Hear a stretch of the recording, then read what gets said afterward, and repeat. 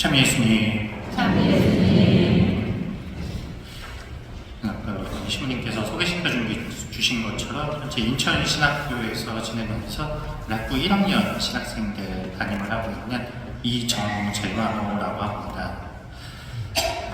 보다 오늘 이렇게 소중한 시간을 저에게 허락을 해주시고 또 저에게 이 시간을 맡겨주신 제가 또 사랑하고 존경하는 우리 교우 선배 신부님, 우리 분당 신부님께 개인적으로 깊은 감사를 드립니다. 신부님 불러주셔서 감사합니다.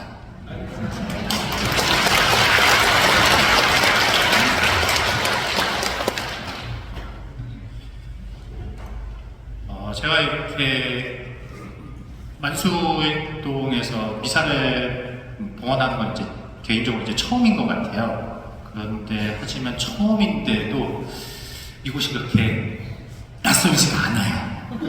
네, 지금 여러 가지 이유가 있는데요. 무엇보다 제가 신학교에 입학을 하고 신학교에 들어간 본당이 이곳 만수 일동이었기 때문이죠. 네, 그래서 벌써 한 20여 년 전인데요. 그 당시에 저를 비롯해서 다른 동기 신학생들과 함께 이곳에서 만수일동 성당 소속 이정재만호라는 이름으로 신학교에 입학을 했습니다.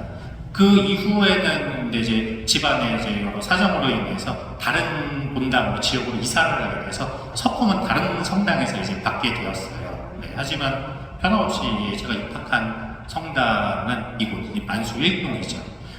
그러다 보니까 신학생 때 그렇게 지내던 성당에 와서 사제가 돼서 미사를 봉헌을 하고 있는 지금 이 순간이 참 개인적으로 감개무량합니다. 네, 그 당시에는 신학생 때 나는 언제 저 제대 위에 오르나 했었는데 그런 시간을 하나님께서 허락해 주셔서 이렇게 또 하고 이제 입학한 본당에 와서 미사를 드릴 수 있어서 개인적으로 굉장히 참 감회가 새롭습니다.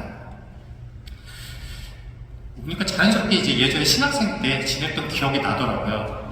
제가 살았던 그 당시에 살았던 아파트 만수주공 4단지 414동 1401호 아직도 기억납니다.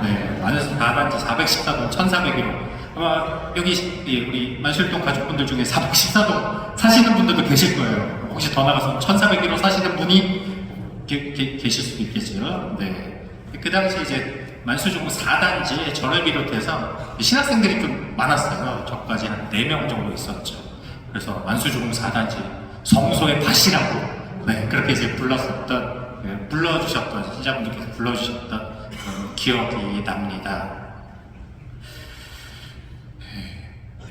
또 이제 저는 오늘 이제 신부님께서 저에게 이 시간에 맡겨주셔서 그냥 우리 저희 아름다운 추억이 있는 이 만수일동의 가족분들과 어떤 말씀을 나누면 좋을까 생각을 하다가 제가 또 이제 열심히 공부했고 관심이 있는 신앙이란 무엇인가 라는 주제로 이 시간을 좀 준비를 해 보았어요. 사실 신앙 많이 들어보셨죠?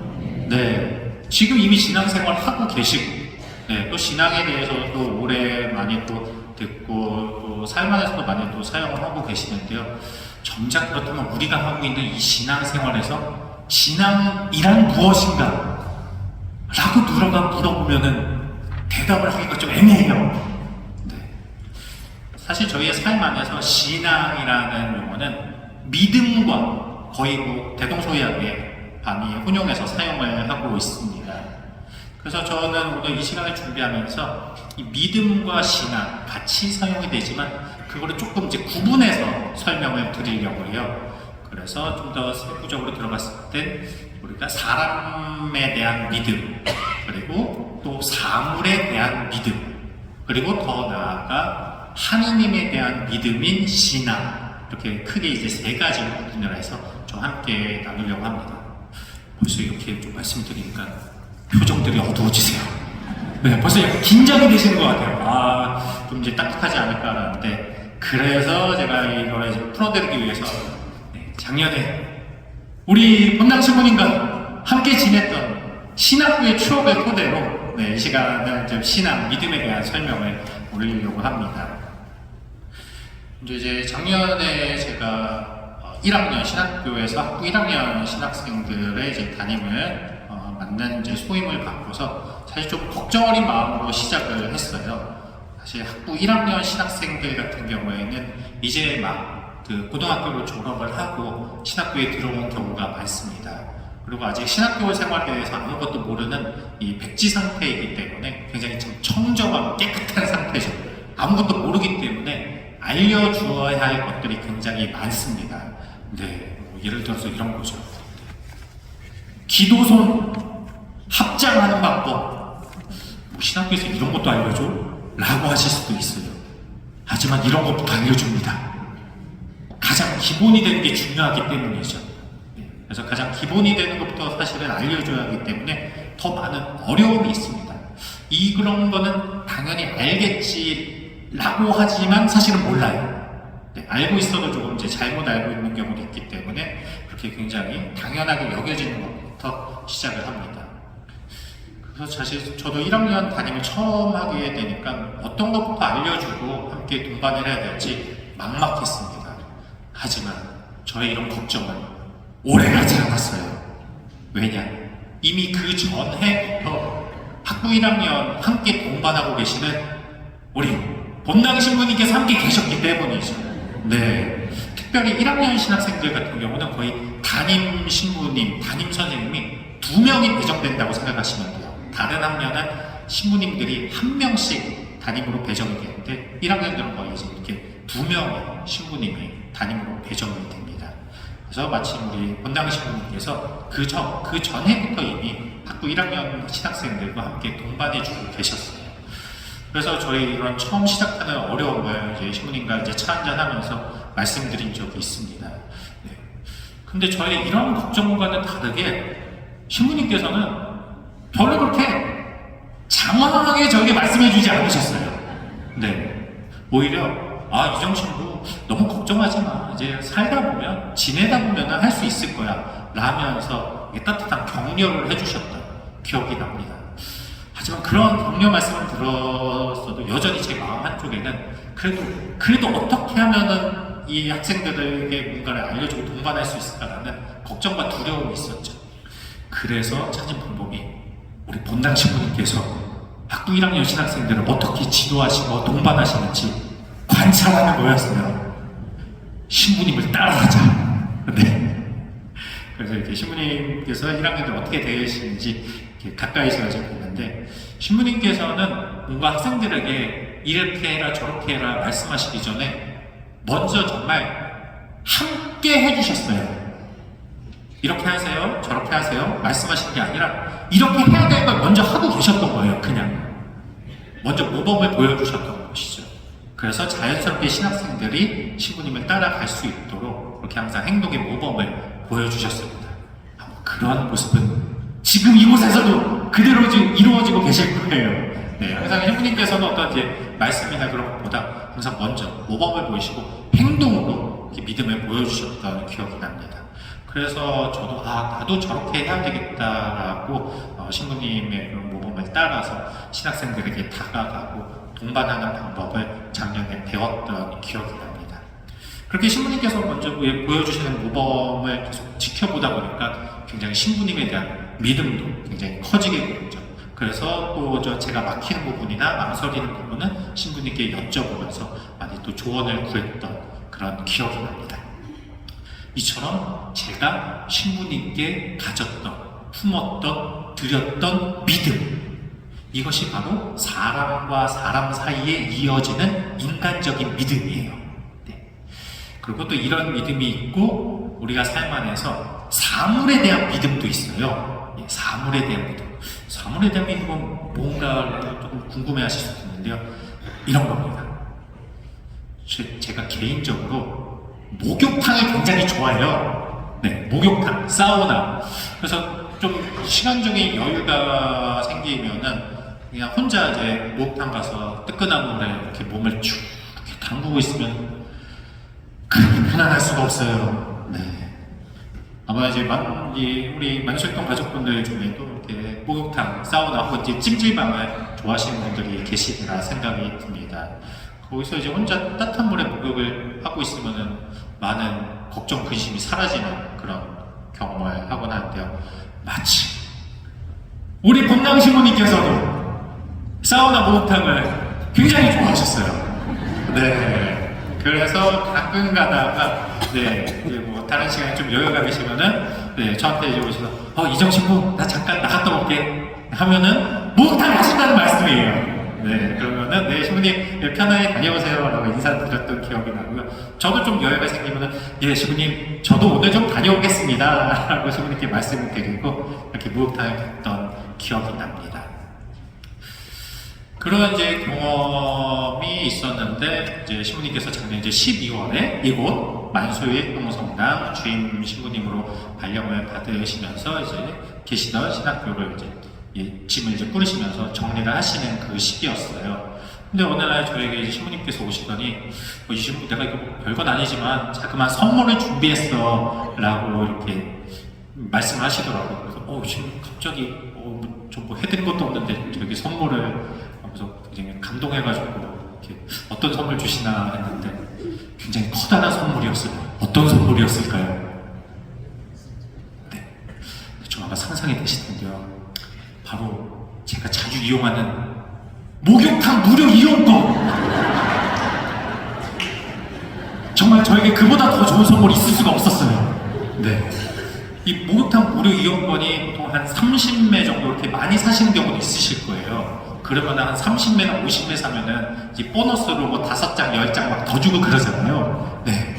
신부님께서 바로 그런 무료 이용권을 저를 생각하시고 사랑하시는 마음으로 그 무료 이용권을 이렇게 잔뜩 끊으셔가지고 이 신부 나는 떠나지만 네가 이거를 좀 이용을 해라 하면서 이 목욕탕을 지켜봐 하면서 이렇게 목욕탕 이제 무료 이용권을 저에게 선물로 주셨던 기억이 납니다.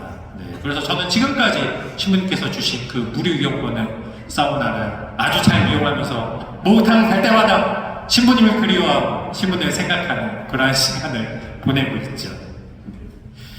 그래서 제가 지금도 잘 사용하고 있는 이 목욕탕 무료 이용권, 거기 뭐 여러 가지 문구가 적혀 있는데 대부분 무슨 목욕탕, 무슨 사우나 무료 이용권이라고 적혀 있죠. 그리고 그 무료 이용권을 해당 목욕탕 사우나에 내게 되면은 공짜로 무료로 목욕탕에 들어갈 수가 있습니다. 그런데 만약에 이 무료 이용권을 가지고 목욕탕에 갔는데도 공짜로 목욕탕을 들어갈 수가 없다고 생각하면 어떻게 될까요? 사실 그런 생각을 안 하시죠, 아무도? 아무도 안 하세요. 이거 당연히 무료 이용권이 있으니까 당연히 된다고 생각하시죠. 이게 사실은 믿음입니다. 무료 이용권이라는 사물에 대한 믿음. 거기에 무료 이용권이라고 적혀 있는 그 문구를 내가 믿고 이 이용권을 내가 목욕탕에 냈을 때 내가 공짜로 들어갈 수 있다는 믿음이 없으면 우리는 그 이용권을 목욕탕에 내지 않아요.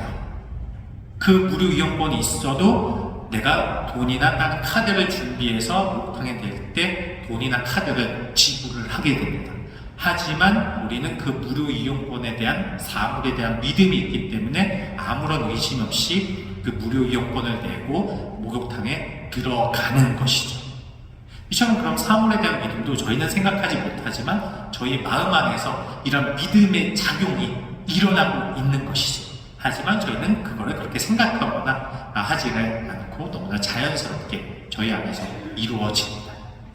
이처럼 저희의 삶 안에서 사람에 대한 믿음 그리고 또 사물에 대한 믿음이 있어요. 그런데 이 믿음이 하느님 그 대상이 하느님이 되시면 조금 달라지게 돼요. 무엇보다 하느님이라는 믿음의 대상은 우리 눈에 보이지 않으십니다. 이게 가장 큰 문제예요. 사람에 대한 믿음도 제가 이렇게 신부님을 그런 믿음의 그 과정, 믿음이 생기는 것도 신부님과 끊임없이 만나고 대화를 나누는 사이에 믿음이 형성이 될 수 있었던 것이죠. 그리고 사물에 대한 믿음, 목욕탕 이용권에 대한 믿음도 목욕탕 이용권이 제 눈에 보이고 거기에 글귀가 이 무료 이용권을 가지고 있는 사람은 무료로 목욕탕에 입장할 수 있습니다 라는 글귀를 보고서 믿을 수가 있는 것이죠. 하지만 하느님께서는 눈에 보이지 않으십니다. 그렇기 때문에 저희가 하느님을 믿는데 더 많은 어려움이 따르게 돼요. 그래서 특별히 하느님에 대한 믿음을 저희는 신앙이라는 이름으로 조금 더 구분을 해서 사용을 하게 됩니다. 우리가 사람을 믿을 때 나는 저 사람을 믿는다고 하지 저 사람을 신앙해 라고 하지는 않아요. 사람을 신앙하게 되면 큰일 납니다. 큰일 납니다. 그 사람이 나의 신이 되버리면 그 사람이 나의 사이비 교주가 되버려요. 네. 물론 우리 신자분들께서 저를 비롯한 제 사제들 신부님들의 말씀을 믿지만 저희가 신은 아니에요. 저희가 하나님은 아닙니다. 네. 그러기에 저희는 하나님의 대리자로서 말씀을 전하는 역할이지 궁극적으로 저희가 믿는 신앙의 대상은 하느님이시죠. 네. 그렇기 때문에 이런 하느님은 이제 보이지 않으시기 때문에 그분을 믿는 데에는 더 많은 어려움과 인내가 따릅니다. 하지만 하느님에 대한 신앙, 믿음이 이런 어려움만 있는 것이 아니에요. 정말 다른 인간적인 믿음, 사물에 대한 믿음과는 다른 굉장히 큰 가치로움이 있습니다. 바로 그 가치는 하느님을 믿고 따르면 그분께서 우리에게 영원한 생명을 약속을 해주신다는 것이죠.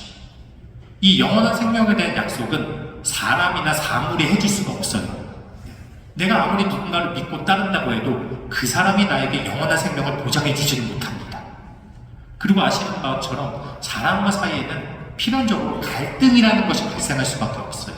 아무리 믿음이 돈독해도 때로는 또 갈등이 있고 싸우게 됩니다. 그래서 때로는 그 거리가 멀어지는 경우도 있죠.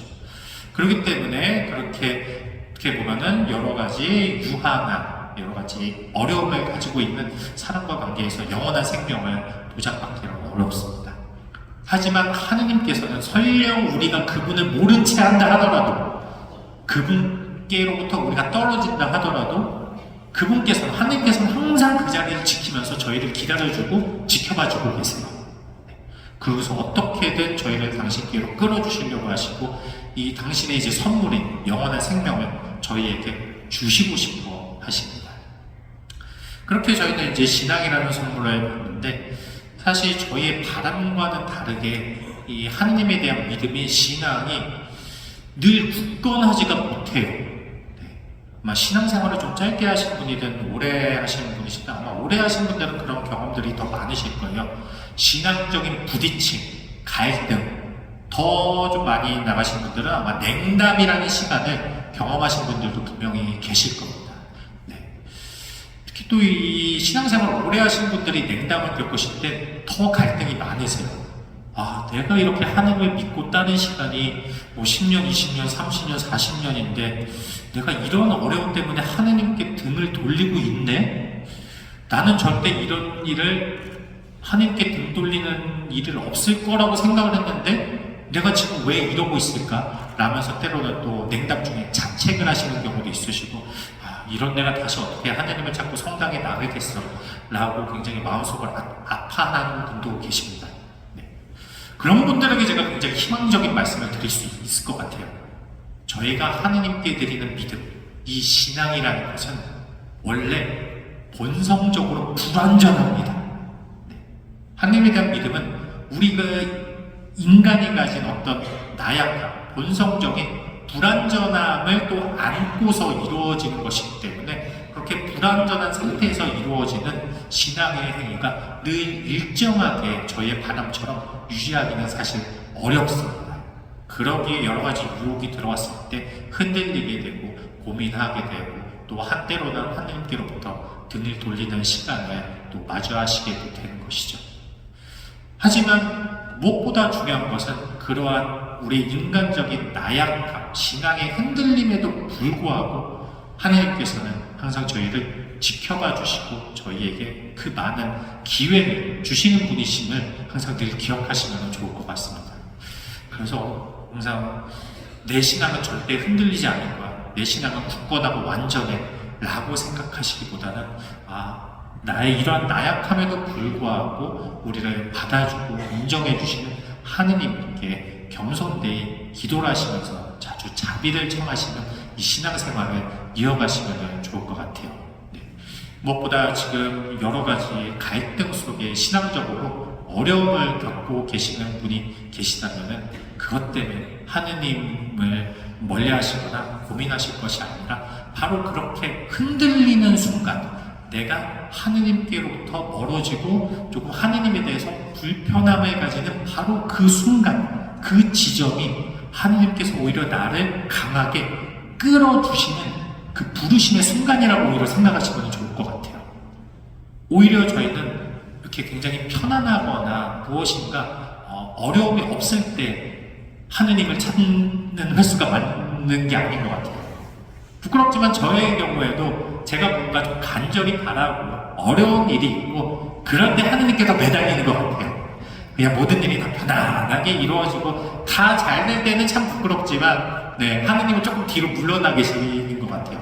제가 하느님은 사실 뒤로 이제 약간 이제 다른 뒷자리로 하느님을 살짝 이렇게 강제로 제가 옮기는 거죠. 왜냐면 지금 제가 안락하고 편안하니까요. 그러다가 뭔가 제가 어려움이 있으면은 약간 뒤에 계시던 하느님께 매달리면서 하느님 저 좀 도와주세요 라고 매달리는 인간적으로 굉장히 부끄러운 모습을 보이곤 합니다. 하지만 바로 그럼에도 불구하고 하느님께서는 저희의 모든 부족함을 알고 계시기 때문에 저희의 그런 부족함에도 저희가 요청을 드리면은 언제든지 저희에게 기회를 주시는 분이심을 기억하시면 좋을 것 같습니다. 네, 무엇보다 이 사순 시기를 지내시면서 은총과 회개의 시기라고 말씀하고 저희 전례명서도 기억하고 봉헌하고 있죠. 네, 이처럼 이 사순 시기 동안 내가 그동안 하느님께로부터 받은 여러 감사와 용서의 시간을 떠올려 보시면 좋을 것 같아요. 아유, 나는 그냥 죄 많아. 이 죄 많은 삶 어떡하지? 라고 신앙적으로 자책하시거나 그냥 무조건 자신만 내려두실 게 아니라 이 시기 동안 오히려 내가 주님께 받은 그 용서의 순간을 떠올리시고 그 순간에 그러한 것들을 내가 받았음에 감사드리시는 이 시기 보내시면 좋겠습니다.